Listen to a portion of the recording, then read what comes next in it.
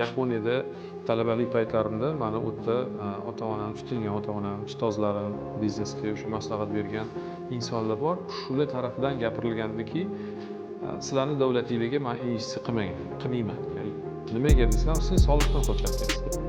Sizlar o'sha kommunal to'lovlarni to'lamas ekansizlar, счетчикlarni aylantiryapsizlar. Lekin bilib qo'y, bu soliq to'lanmagan davlatda rivojlanish bo'lmaydi. Soliq to'lanmasa yo'l qurilmaydi, soliq to'lanmasa maktab qurilmaydi. Soliq to'lanmasa kerak bo'lsa o'sha harbiy o'sha chegaralarni himoya qilish va o'zini milliy xavfsizligi ham kerakli darajada ta'minlana olmaydi. Chunki byudjetda pul bo'lmagandan keyin bu davlat o'ta qaltis, o'ta bir ishonchsiz davlat bo'ladi. Men o'ziga investitsiya qila olmayman degan gaplarni ko'p eshitganimda men juda ham ta'sirlanganman.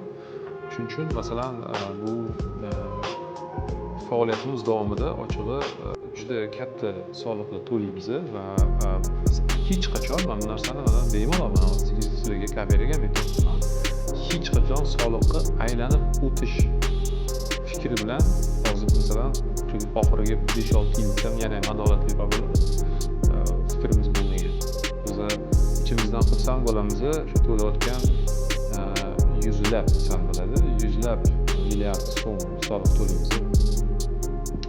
100 dan ortiq ham to'g'ri bo'ladi, 100 milliarddan ortiq. Shu soliqlarimiz davlatimizning ehtiyojlariga, xalqimiz ehtiyojlariga qaytib yo'nalishlariga bizlar ham hissamiz bor degan ichimda bir faxr emas, bu bir quvonch bor. Ya'ni bu nafaqat biz o'zimizni oilamizni tebratishimiz, o'sha korxonamizda ishlayotgan xodimlarning oilasidan tashqari yana nima deydi ruschasiga kosvенно deydi-ku, buni ta'sirida butun jamiyatimizga, iqtisodiyotimizga, davlatimizni moliyaviy barqarorligida ham hissamiz bor degan falsafa.